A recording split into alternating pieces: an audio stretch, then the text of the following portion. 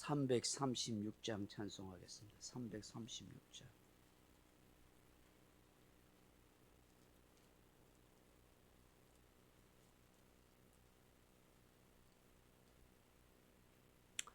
(336장입니다) 336장. 혼란과 핍박 중에도 성도는 신앙 지켰네. 이 신앙 생각할 때에 기쁨이 충만하도다. 성도의 신앙 따라서 죽도록 충성하겠네. 옥중에 매인 성도나 양심은 자유 얻었네. 우리도 고난 받으면 죽어도 영광 되도다. 성도의 신앙 따라서 죽도록 충성하겠네. 성도의 신앙 본받아 원수도 사랑하겠네. 인자한 언어 행실로 이 신앙 전파하리라. 성도의 신앙 따라서 죽도록 충성하겠네. 아멘. 하나님 말씀 마가복음 13장 14절로 16절 말씀까지 같이 읽겠습니다. 마가복음 13장 14절에서 16절 말씀까지입니다. 멸망에 가정한 것이 서지 못할 곳에 선 것을 보거든 읽는 자는 깨달을진저 그때 유대에 있는 자들은 산으로 도망할지어다. 지붕 위에 있는 자는 내려가지도 말고 집에 있는 무엇을 가지러 들어가지도 말며 밭에 있는 자는 겉옷을 가지러 뒤로 돌이키지 말지어다. 아멘. 사랑하는 성도 여러분, 본문의 말씀은 문화적, 시대적, 역사적 배경과 함께 생각하며 읽어야 할 말씀입니다. 종말의 때에 우리 성도들이 어떤 자세와 지혜가 있어야 하는지를 말씀하는 것입니다. 14절에 보면은 멸망에 가정한 것이 서지 못할 곳에 선 것을 보거든이라는 그런 말씀이 있습니다. 이 말씀이 좀 난해한 구절의 말씀입니다. 이 말씀은 다니엘서에서 유래된 표현이기도 합니다. 다니엘서 9장 27절에 보시면 그가 장차 많은 사람들과 더불어 한 일해 동안의 언약을 굳게 맺고 그가 그 일해의 절반의 제사와 예물을 금지할 것이며 또 포악하여 가정한 것이 날개를 의지하여 쓸 것이며 그런 말씀이 있습니다. 또 다니엘서 11장 31절에 보면 군대는 그의 편에 서서 성소 곧 견고한 곳을 더럽히며 매일 드리는 제사를 폐하며 멸망하게 하는 가정한 것을 세울 것이며 다니엘서 12장 11절에 매일 드리는 제사를 폐하며 멸망하게 할 가정한 것을 세울 때부터 1290일을 지낼 것이며 라고 그렇게 말씀합니다. 여기 가정하다 하는 말이 부델리그마 하는 말인데 혐오하다, 역겨워하다, 증오하다, 우상숭배하다 하는 뜻이 되는 것입니다. 하나님께서 매우 싫어하는 그런 가증하게 여기고 역겹게 여기는 그런 우상숭배하는 그러한 것들이 하나님의 거룩한 성전에 세워진다. 이게 이 멸망의 어떤 증거다 하는 것을 말씀하는 것입니다.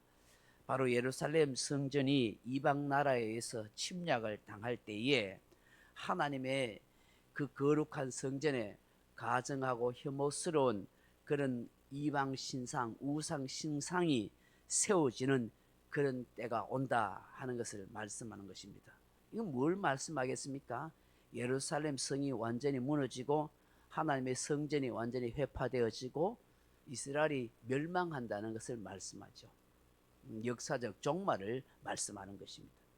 실제 역사적으로 수리아 왕 안티오쿠스 에피파네스라 하는 왕의 통치 시대에 예루살렘 성전을 더럽혀서 그 제단을 헐고 그것에다가 제우스 신상을 세우거나 돼지를 부정하게 여기는 돼지를 제물로 바치고 돼지의 피를 성전에 막 뿌렸다는 그런 역사가 있습니다. 로마가 통치하던 시절에는 로마 황제를 상징하는 독수리 상이나 로마 군기 혹은 로마 황제의 초상화를 성전에다가 세워놓는 일도 있었다고 합니다. 이런 일에 대해서 경건한 유대인들은 아주 분기댕천해서 싸우고 또 싸웠던 그런 역사적 기록이 있습니다. 이렇게 거룩한 성전에 혐오스럽고 가증한 우상이나 신상이 들어선다. 이게 바로 멸망에 가증한 것이 서지 못한 곳에 쓴 것을 보거든. 다시 말해서 이스라엘의 종말이 임박해 왔을 때 하는 얘기죠. 다시 말해서 역사의 종말이 올 때 그야말로 상상할 수 없는 엄청난 신앙의 핍박이 있을 것이고 교회가 무너지는, 그야말로 교회가 완전히 무너지고 온갖 거짓되고 가증한 신상들이 교회를 자리 잡는 이러한 때가 온다 하는 것입니다. 이러한 시대 속에서 우리 성도들은 어떻게 생존하고 지혜롭게 살아가야 하는가 하는 것을 말씀합니다. 그 첫째는 오늘 본문에 보니까 산으로 도망할지어다. 14절 하반절에 보면 그때 유대에 있는 자들은 산으로 도망할지어다. 그렇게 말씀하고 있습니다. 이런 이스라엘 나라는 높은 산지가 많습니다. 산으로 도망하면은 숨기가 좋고 적들이 찾아내기가 매우 어렵습니다. 성경은 산을 두고 환난을 만난 하나님의 백성들이 피할 피난처라 그렇게 많이 말씀하고 있습니다. 소돔과 고모라가 하나님의 진노로 멸망하기 전에 두 천사가 롯과 그 가족에게 나타나서 산으로 도망하라 그렇게 말씀하셨습니다.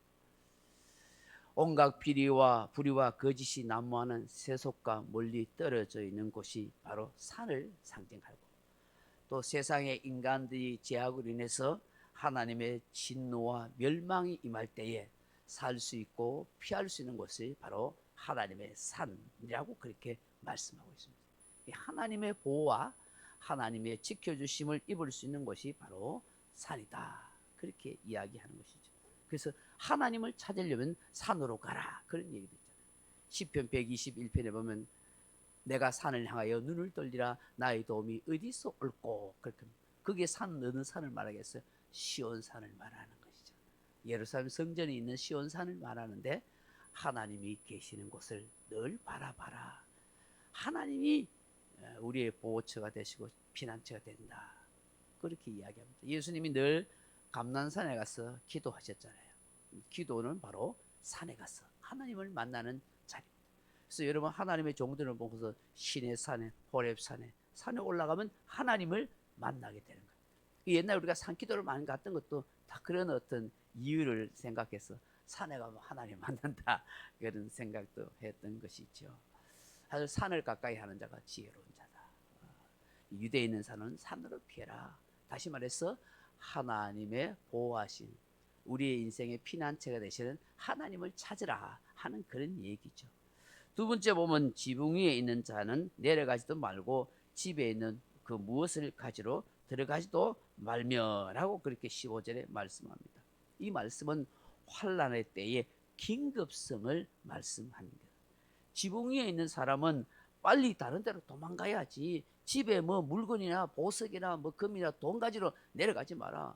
그거 가지고 갔다가 적들이 쳐들어와서 죽을 수도 있다. 빨리 도망가라 이거죠. 이런 이스라엘 나라의 집들은 우리나라하고 좀 특이합니다. 이 집들은 우리같이 지금 아파트에 살아서 좀 다르지만 일본 가정주택까지 돼 있잖아요. 지붕이 평평합니다. 그 지붕 위에서 뭐 이렇게 다락방도 있고 기도할 수 있는 지붕 위에 보면 기도할 수 있도록 그렇게 돼 있고요. 또 뭐 그게 무슨 여러 가지 물건도 넣을 수도 있고 돼 있어요.